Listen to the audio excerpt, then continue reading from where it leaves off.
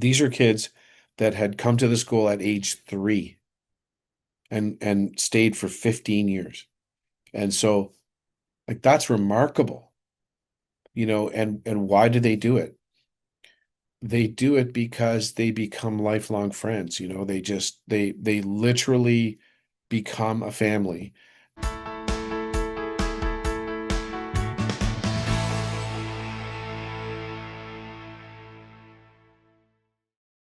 I'm Agnes Stowicki, Managing Editor with Our Kids. We're speaking with insiders from Canada's leading private and independent schools to bring you insights into school programs, culture, traditions, and leadership. This includes insights from parents, alumni, and administration. This is the Our Kids Insider Perspective.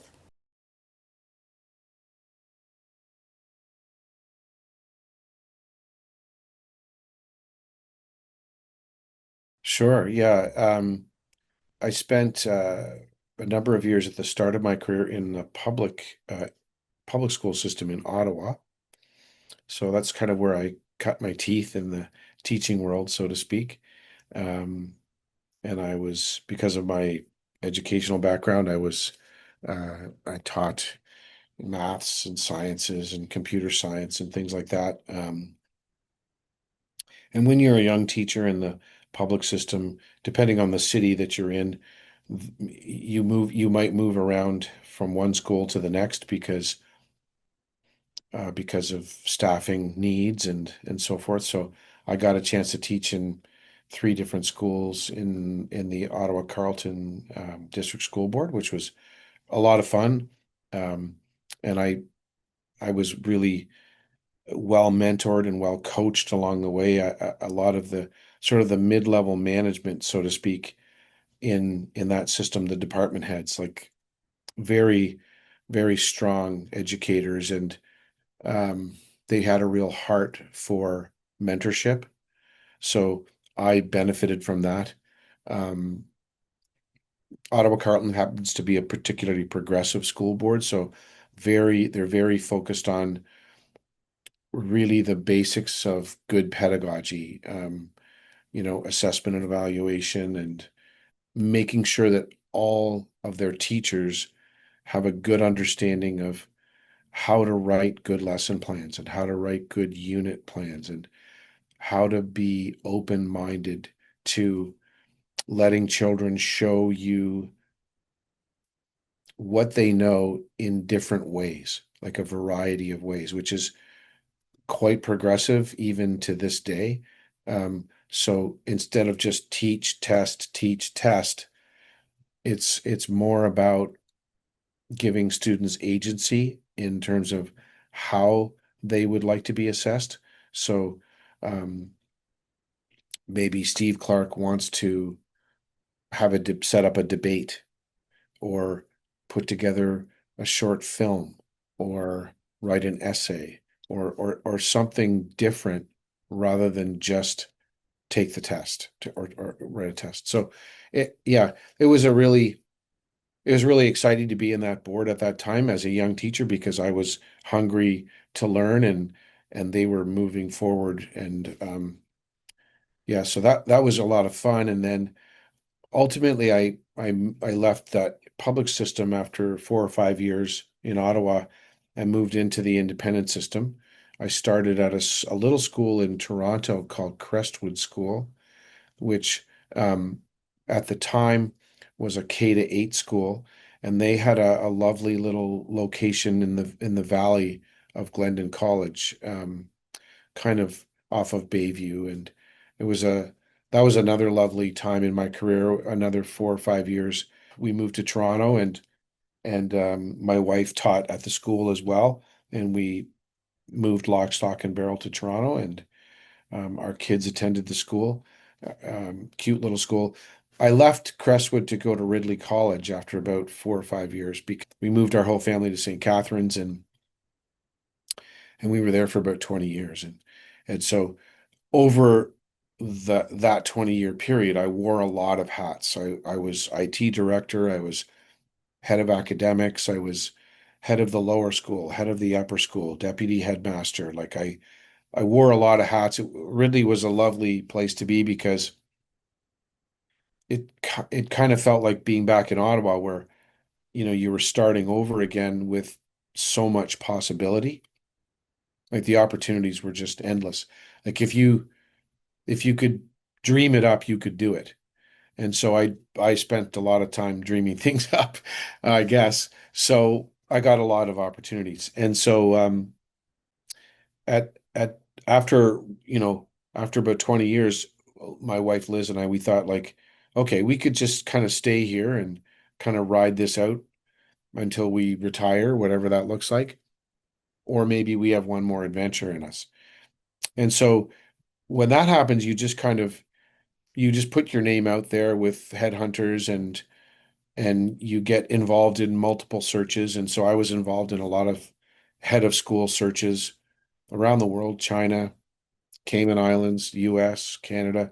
So Armbrae was the first one. They were the first one to finish up and offer me the job. And I got offered other jobs after I took this one because they wouldn't have known. It's not like a centralized thing, right? Every school's hiring its own search firm to do these things. So yeah, so it's been a lot of fun coming to Armbrae.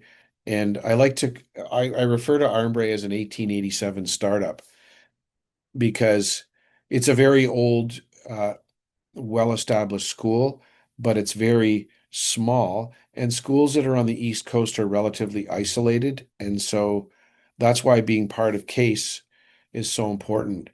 And I think I've tried to strengthen our connection with CASE over the last 6 years because that's where you get the professional development and you can send your teachers to conferences, you can send them to the Leadership Institute and so forth. So I think I've tried to bring, you know, when you're at an Ontario school, the connection's very strong with CASE. And out here, I think we're starting to do a better job. And in fact, I think because there's new leadership at CASE, I think CASE is doing a better job of connecting with East Coast schools as well. So we hosted the Heads and Chairs conference here in the fall, um, and Anand Mahadevan and has been out visiting a number of times. So our connection with CASE is much stronger. So it's easier. mm, I think it's easier for us to um, just to keep our eye on continual renewal, like right. And so um, we've gone through an accreditation process with CASE in my time here. We've gone through a strategic plan in my time here, and so we have a very good understanding now of what it takes to be in continual renewal mode, which I think is new for Armbrae, and and that's exciting for me.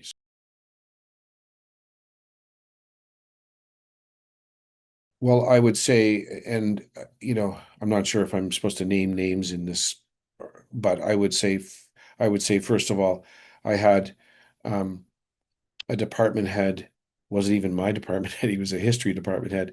I was a science guy, but a department head at one of the public schools I taught at in Ottawa, and he was very influential um, in terms of really emphasizing excellence in the craft of teaching. Like, really, there's an art and a science to teaching. And the science to teaching is, whether you're he and my principal happen to be Madeline Hunter fans. So if you're a Madeline Hunter fan, you start your lesson with an anticipatory set.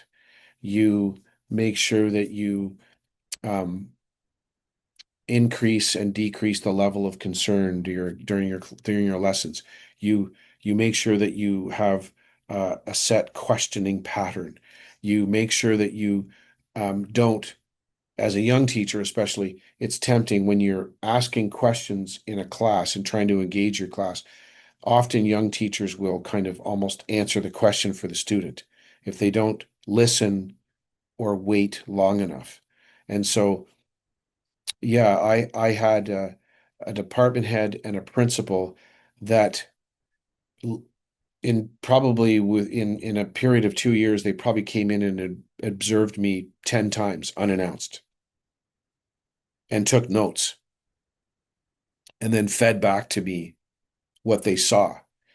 You asked this question at 9:13, and then, you moved on to this activity. It took you till 9:42. It took you all that time to get through this, to get to this activity. That's too much time.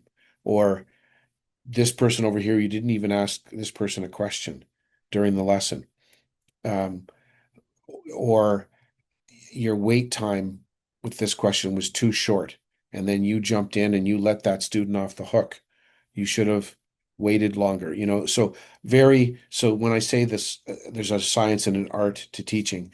I think they were really helpful with me around the science of teaching. And then what I didn't realize, I only realized it later in my career, is that my principal actually had a huge impact on the teacher performance appraisal program for the province of Ontario. And it ended up that I was probably one of his guinea pigs. So really helpful just around the technical, like lesson planning, unit planning, writing good tests, putting um, the objectives of the lesson on the board. So when the children come in, they see, here's the date, here's the title of the lesson, here's what we're trying to accomplish today. And and so the students can see. Now, in today's world, um, we want teachers to involve the students in developing the objectives for the lesson. But in those days, it was the focus was on making sure the objectives for the lesson. And those objectives, of course, are in the curriculum guidelines.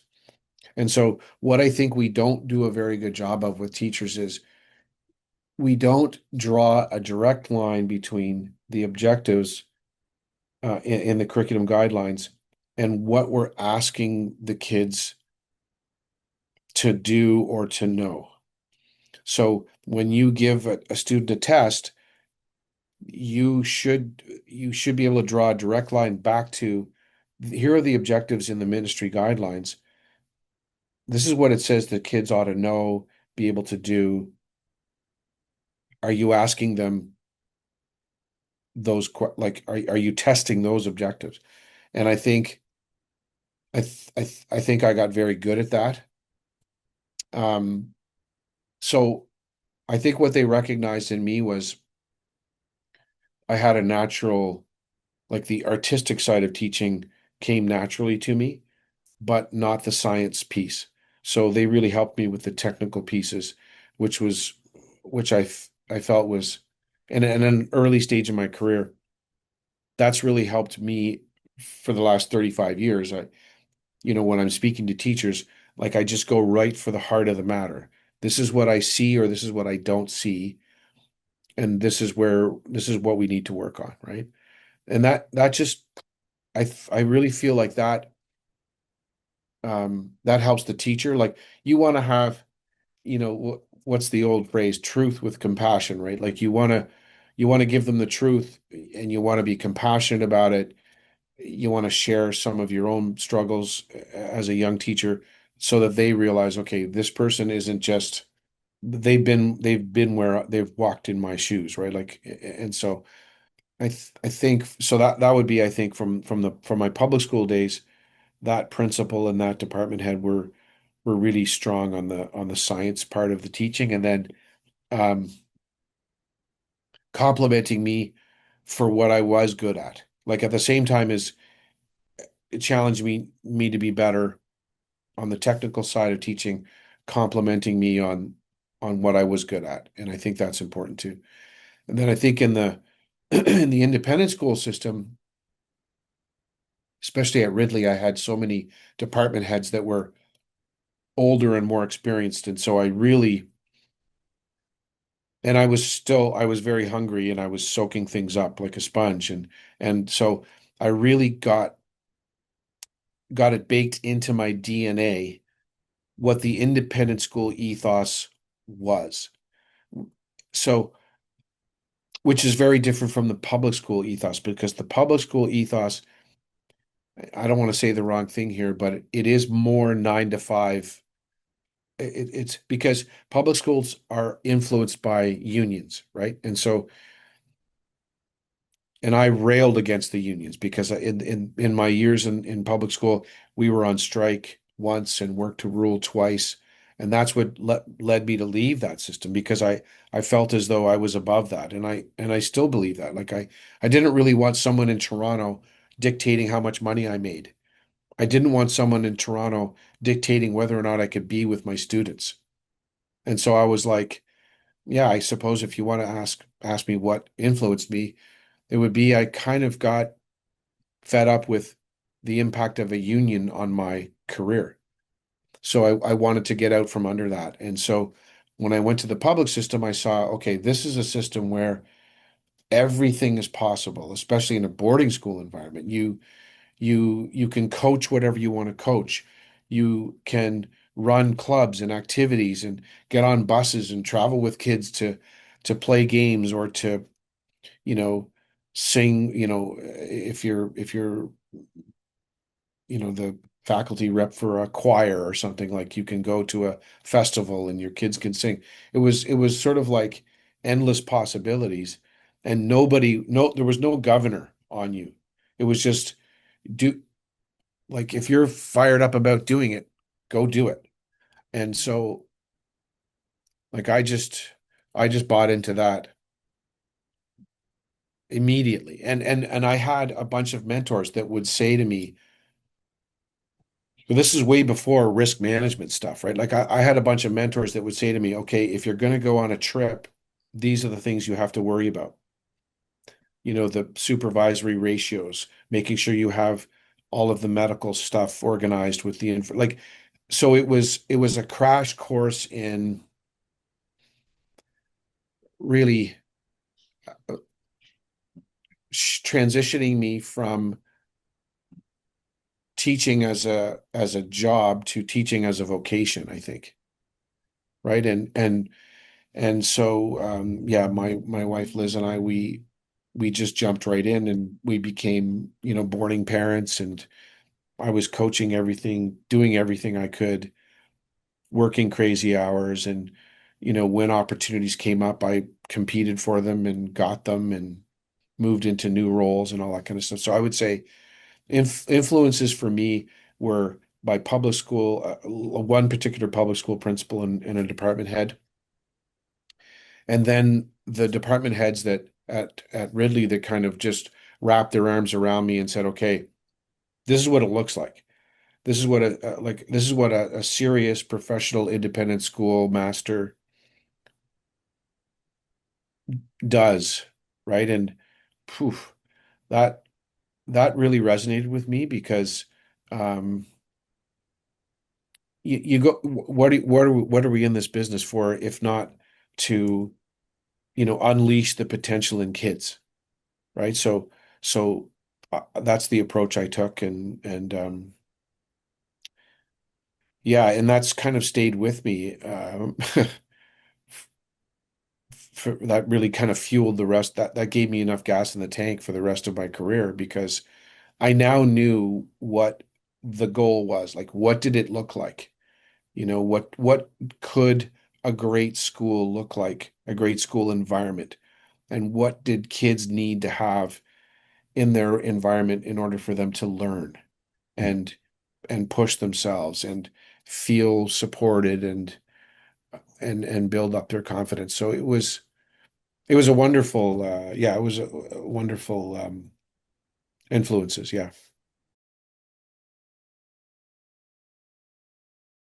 You always, as a school leader, one thing you have to be careful of is when you come from one context to this new context, you have to be careful not to, I've used this phrase already, but you have to recognize what's great about that context that where you've landed, and try not to make the new context like the old one, because we all come with certain filters and lenses to new situations, and we think to ourselves, okay, well, there's a gap here. I know what that looks like over here, so I'm going to create that here in this new space. And I think all heads of school are guilty of that initially. So I had to spend so I guess I would say what's great about Armbrae, what was already great about Armbrae, I think was a really caring culture. Like at its heart, yesterday we had all three of our ceremonies, end of year ceremonies. We call them celebrations of learning. And so we had the pre-primary celebration of learning, which is I guess in that would be junior kindergarten. So that's 4-year-olds, believe it or not. They had a sort of pre-primary graduation ceremony.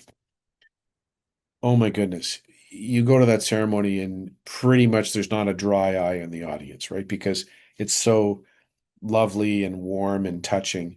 Um, and I think we carried that through. So then the second ceremony was the primary, which is senior kindergarten to grade 8 ceremony. And um, and then the third one was the high school ceremony. And I think at each of the ceremonies really demonstrated publicly Armbrae's strengths. I think community, caring, um, we know everybody knows the child. Like that child has probably 8 to 12 significant adults in their circle of care here. And so um, that's part of the DNA of the place. And I think parents that send their children, we have this thing that we give out at the high school ceremony called the Lifer Awards. And in a class of 32 graduates, I think there were 7 or 8 lifers. These are kids that had come to the school at age 3 and stayed for 15 years. And so like that's remarkable, and why do they do it? They do it because they become lifelong friends, they literally become a family. And what I loved about this graduating class in terms of they really do embody, I think, what's unique to Armbrae. They are very competitive, very high achieving, you know, multiple university offers and got into some of the best schools in the world with multiple millions of dollars of scholarship offers. And yet they as much as they're competitive for themselves and they want to be excellent and perform for themselves, they're also cheering on their friend to do the same and helping their friend to do the same. Very, very unique. You know, so it's not an either or. Both things can be true. I can be excellent and I can be competitive and high performing, and I can want the same for my friend. Very, very interesting. And I think unique to Armbrae. That's why people stay here, for 15 years. And that's why they want to be part of this community. So I had to kind of pick up on that. So for everything that I wanted to do, I had to be careful not to disrupt that. I had to be careful to nurture that and build on that.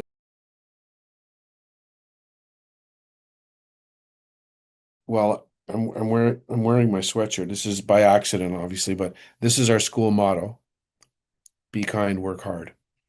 And um, when I first came here, we didn't really have a school motto that was up to date. This was a sort of a Presbyterian, like kind of origins in the Presbyterian Church. And so in today's modern world, we needed to update the motto or the school motto. So we updated it to be kind, work hard. And you mentioned in a previous question mentors that influenced me. One of the other mentors that I influenced me gave me that motto. And he said to me, he says, Clark, he says, everything you can do in school falls into one of two categories.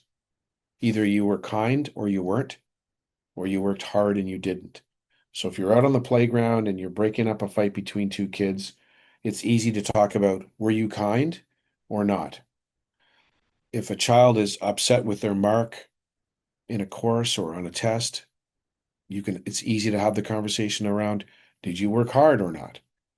And so he convinced me, and he's right. Everything we do in schools, and I think in life, comes down to kindness and work ethic. That's it. And so the students here kind of, they really latched onto it. In fact, every month we have Be Kind, Work Hard awards. So we, in schools, especially independent schools, we value things like academic achievement or athletic achievement or achievement in the arts. And so what we've tried to do here, we've borrowed from, so the new school motto, I think, really helped us because I think even a 3-year-old can understand be kind, work hard.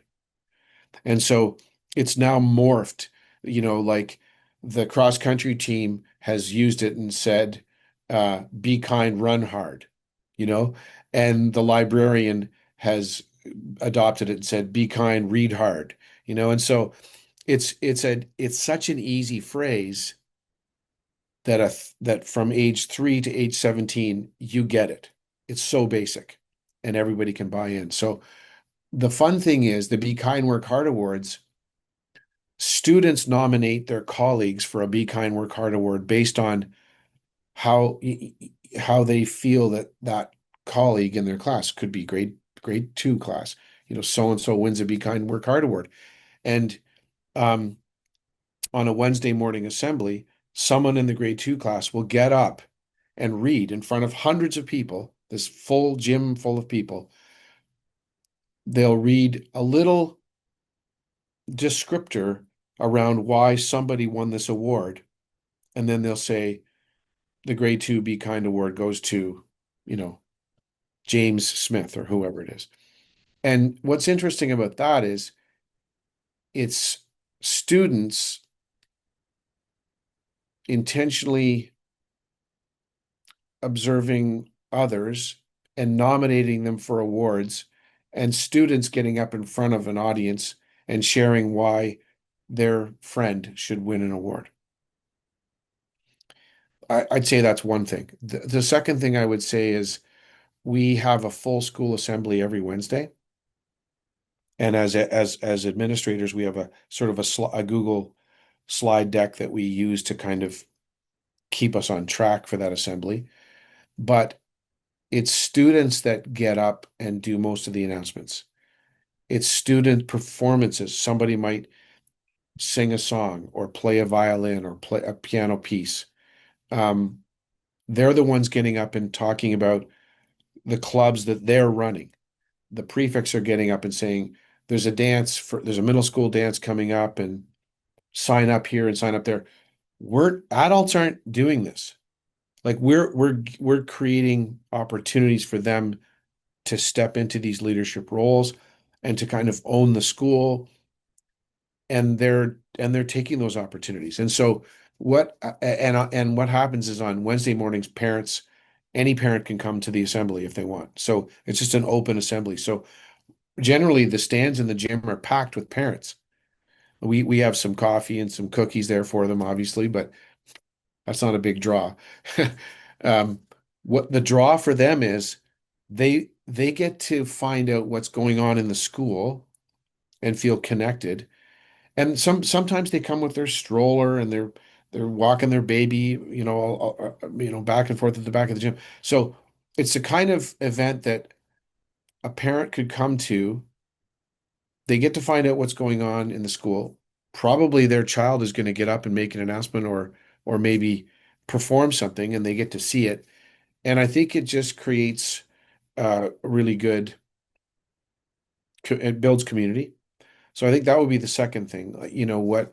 Um, in terms of social emotional learning, what our kids are learning is the confidence to get up in front of 500 people and perform or speak. And it's a very soft audience. So they're going to get a lot of really incredible, like the kids are just going to be like, yeah, they're going to cheer. Like you get up there to make an announcement and you're getting cheered after. Like, and everybody gets cheered.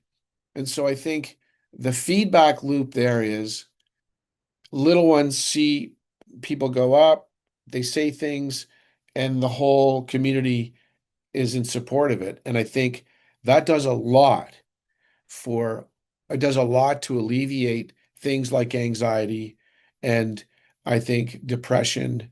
And I think, but more than alleviate the negatives, I think it also, it affirms the positives. Like, oh, I can try, oh, I can get involved in that. Or maybe someday I can run that club or that activity. Or that's my friend and I'm happy for them to do that thing and I'm gonna clap for them. So I think that would be the second thing. I think the third thing is our advisory program, which is unique in terms of, and I say unique because we don't do it off the side of our desks, so to speak. We actually, it's scheduled time in the academic day each week where we intentionally deliver social emotional lessons to the students. So it could be something as complicated as strategies for dealing with anxiety. It could be something as simple as strategies for studying for the exam. So we have this kind of container built into our week where we can dump content that we need to have an impact on the social emotional learning of the children. And we can pivot too, because if there's something happening out in the world that's current that we need to deal with, we can hopefully deal with it there. And yeah, so I would say the question was just around what are we doing about the social emotional learning of our children? I think um, number one, our school motto, I think, is huge. Number two, I think our kids feel really good about their ability to have an influence in their community. Number three, I think intentional delivery of social emotional content and advisory. And I think um, probably, yeah, I, I think lastly, we've invested a lot in people. So next year we'll have a full-time counselor on staff. Over the last 3 years, we've added to our learning strategies team. So, and then this current year, we installed a director of an EAL director. So what we've done is we're trying to broaden the range of learners that we can support. So language learners, um, uh, so learning support, language support, and then social emotional support. Um, so we've intentionally built out that team of people to be available to support children in real time. So, and I guess that's new for us, where we've um, put, the board's been very generous to us in saying, hey, I come to them with a concern and they're like, yes, Steve, let's invest in that. So those are big investments that we've made in learning support, language support, and social emotional support in terms of actually hiring experts to help us with that.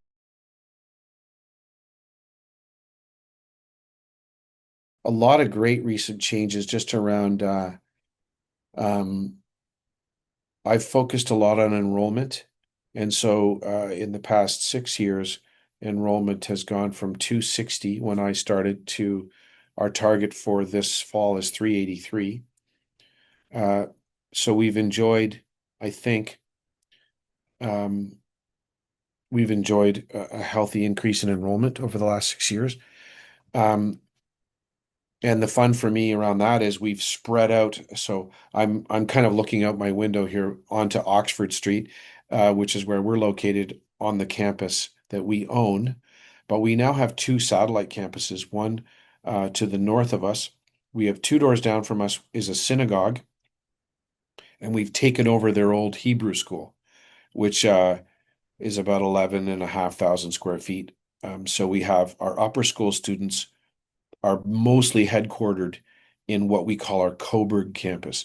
And Coburg is just the name of the street that intersects with Oxford. So we call it the Coburg campus. And so there are classrooms there and a gymnasium and all kinds of good stuff. And so we've and then to the two doors to the south of us is a Baptist church. And so we basically lease about 10,000 square feet, which is their old Sunday school. So we're leasing the old Hebrew school here and the old Sunday school at the church. In fact, yesterday we did all of our ceremonies, all of our celebrations of learning were in the church sanctuary, which was lovely. We had to do that because normally we use the Rebecca Cohen Theater at Dalhousie, but it was booked, so we had to make the switch, and it was a great switch. So um, the big change there, obviously, is now Armbrae's kind of spread out down Oxford Street across three sites. Armbrae is now 175 students larger than it ever was. And so I think the feel here is very different because we're small schools, especially as a child is starting to think about the high school years. A lot of children in small independent schools are thinking to themselves, huh, maybe I would like to go to a public school where it's bigger and I could meet more people and I'd have a better social life. So what's very interesting here, and this is such an interesting question that you asked me. What's very interesting is there's a tipping point between like being that small school where everybody knows you and cares for you and loves you, but it's big enough that you feel like you have you're being challenged and you have enough different friends and you're not in the same clique that you were going up through the grades. Like new people are coming in and I'm my world is getting bigger, right? So there's that. What is the tipping point? What is the perfect size? And every independent school kind of goes through this because in general, independent schools are smaller than public schools. We have high schools in major cities in Canada, high schools that are 2,000, 3,000 kids, and then you come to a fairly significant, serious independent school, and it's 700, right? So I think independent schools have that challenge. I think we've addressed it very well and it seems to be working. And I think to piggyback on that, I've really pushed our athletic program. And so, uh, in 3 short years, our men's senior volleyball program at the Division 1 level, like this year, we won the Case National Championship, the Nova Scotia Provincial Championship, the City Championship here in Halifax. They won everything there is to win, and they were 35-0, like undefeated season. It's never going to happen again. But so why do I mention that? I mention that because you asked me about social emotional issues and you've asked me about changes. I think that athletics has a lot to do with school spirit.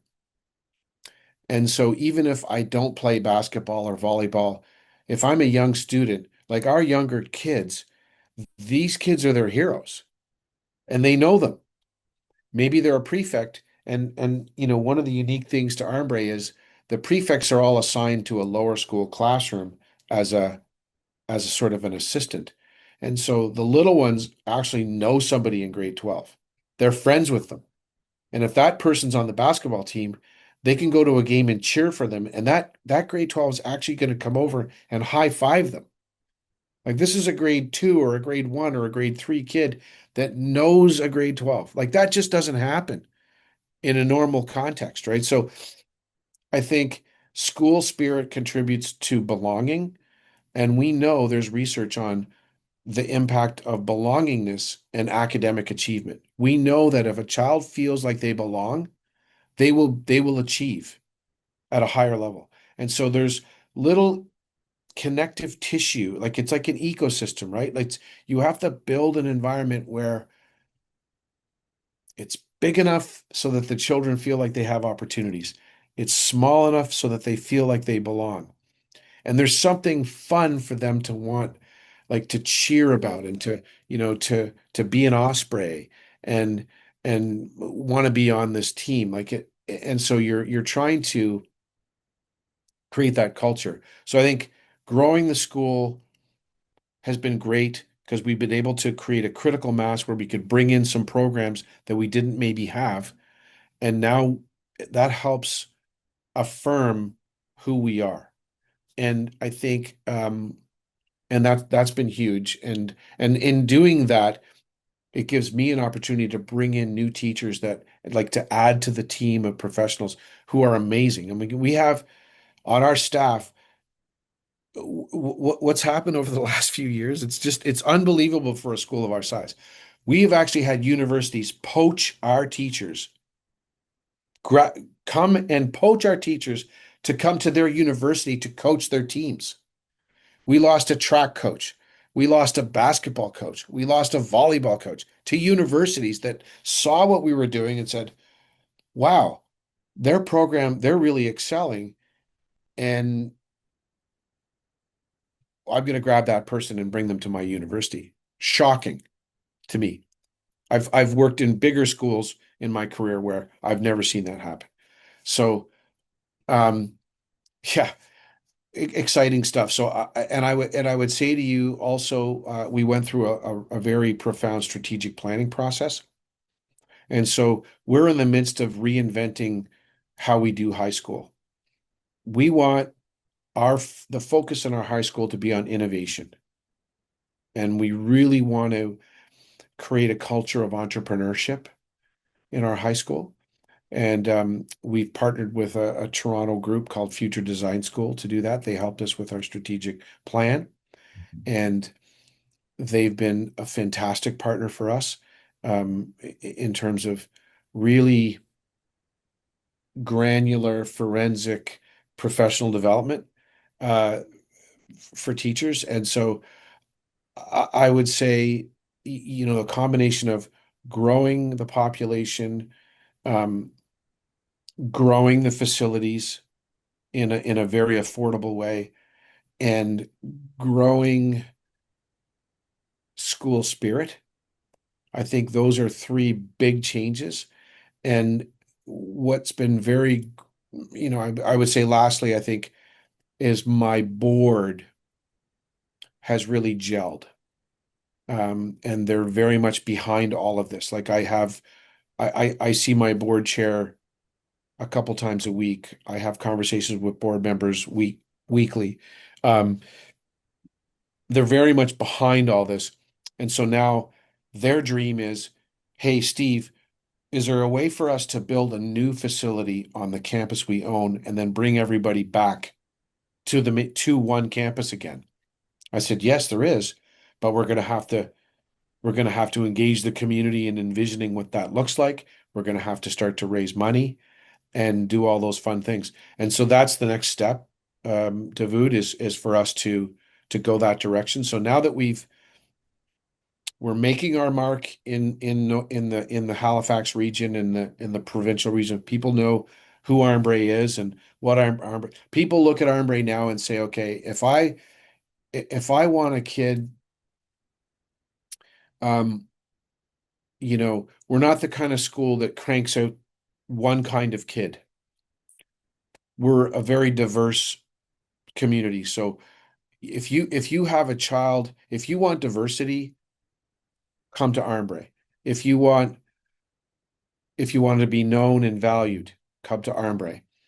If you want to excel, come to Armbrae. And and so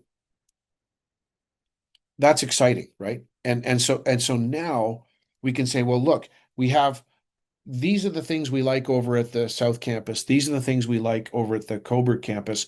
How can we recreate those even that like in a better way on our main campus? What does that look like? So let's engage. So we've engaged with an architectural firm.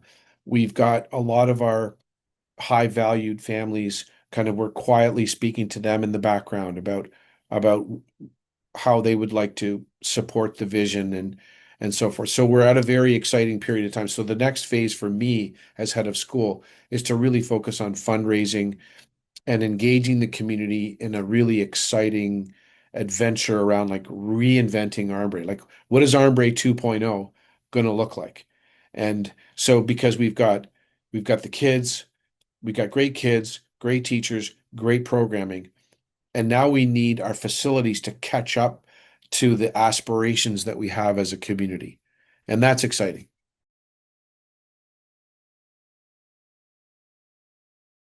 Yeah, so I would say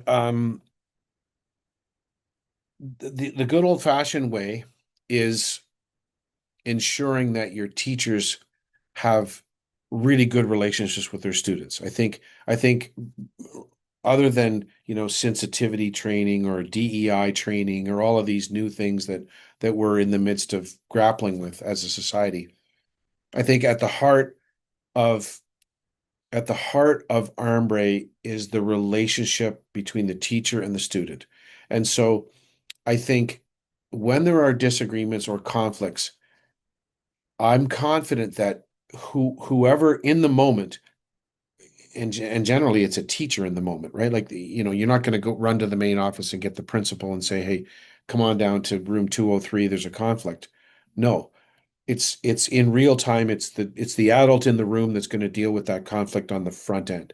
And I'm very confident in the relationships that our teachers have with our children, that they have enough goodwill built up in the bank, so to speak, that that the children that are dealing with that adult don't think like, who are you to tell me this?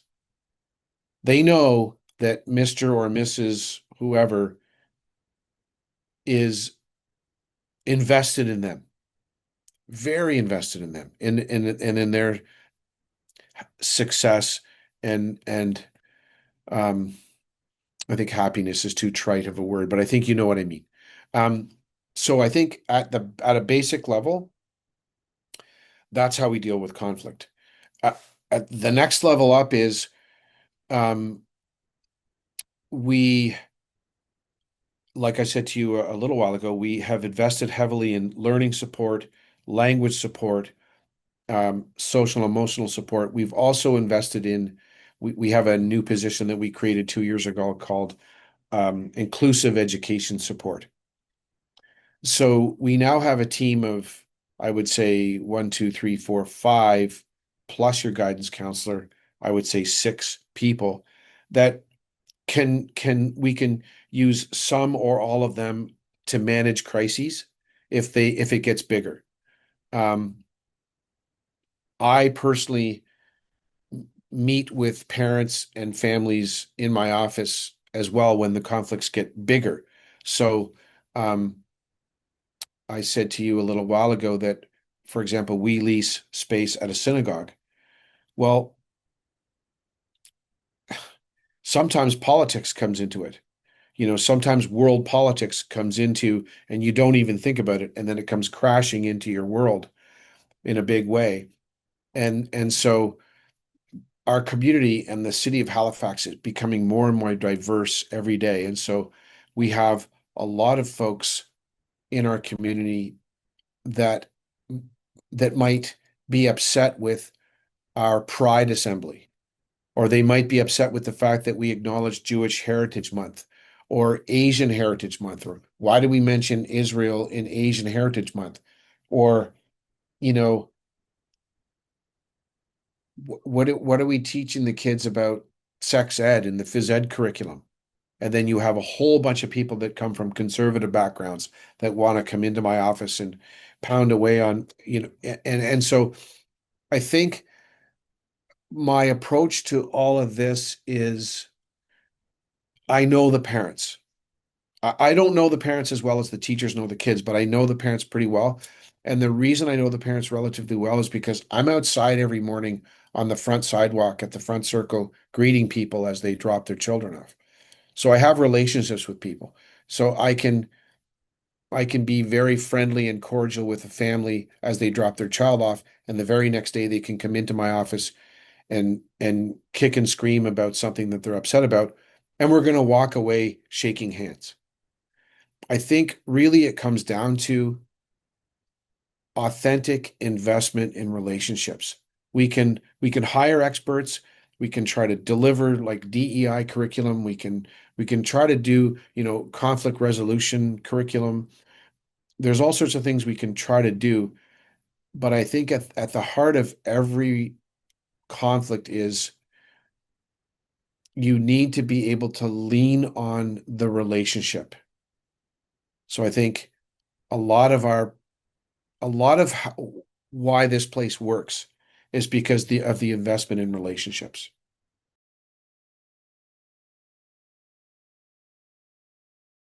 Well, I would say in this country, I think, and I know, I'm not, I don't work for Case, okay? I don't get paid by them or anything like that. But I would say in this country, the Case network of schools is very strong. So families looking for independent schools, pardon me, let me clarify that. Families looking for schools should look to the independent system, not the private system, because they know they can be guaranteed that if they're looking at a Case school, that school is accredited and measured against a very rigorous set of standards. So I would say number one, just, you know, make sure you're dealing with a blue chip school, not a for-profit enterprise. Um, the question becomes more difficult because the answer changes as the child grows. Some parents, they're thinking of maybe sending their child at grade 11 to kind of, maybe they've had an okay high school career, but they really want them to finish strong and get into a good university program. So I'm going to send them to an independent school for grade 11 and 12. So some parents really want to know what's the matriculation data? What does that say? Where do these kids go to university? What kind of schools are they getting into? What kind of programs? What kind of scholarship money are they being awarded? Those kinds of things. So that's important. You can look at that data. If you're looking at an IB school, you'd want to know what their IB scores are, for example. Um, I think it depends on whether your child, like, for example, we have a flourishing debate program. Some families look at us because of our debate program. Some families look at us for athletics, arts. I think at at the end of the day, I think my comment about independent schools first, like that's the first filter. And then I think it's really of visiting the school and asking, making sure your child could spend a day and just see how it feels. Because at the end of the day, of course, the parents are going to make the decision, they're paying the bills. But really, you want the child to go home at the end of the day and be able to say, I feel like I could belong there. Like I feel like this place would be good for me. Like I feel like I really get a sense that, you know, these people these could be my people. This could be my community. I could feel comfortable here. I could thrive here. And I think you cannot underestimate or that, the school visit, in my opinion, is the most important piece, no matter what the facilities look like. Because you can go to a school with the best facilities, but and people have said to us about Armbrae, look, we've gone to the other Case schools in town, and the reason we came to Armbrae because it was how we felt. We couldn't put that in a brochure. You can't put that in a website. You can't punch that, push that out on social media. You have to come here to feel it. And so I think that's the advice I would give to parents. Like, just start off like, is it an accredited independent school? Yes or no? If it is, go for a visit. and see how it feels and ask questions, like um whatever it is that you're whatever dreams you have for your child, ask those questions. Is there an opportunity for my child to public speak, to become a school leader, to learn to play the piano, or whatever, I guess, whatever that checklist of, or that rubric of metrics that parent has for their child. Ask those questions. And, but most importantly, the visit.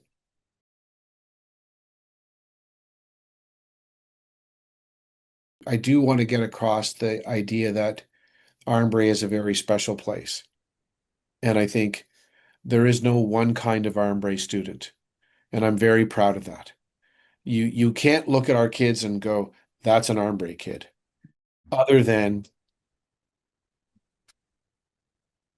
it's so diverse. And I'm proud of that. Sometimes you'll look at child X and child Y, and you'll say, in what world would these two people be friends ever? And then you think, the Armbrae world. And that's where it starts. And so I think it's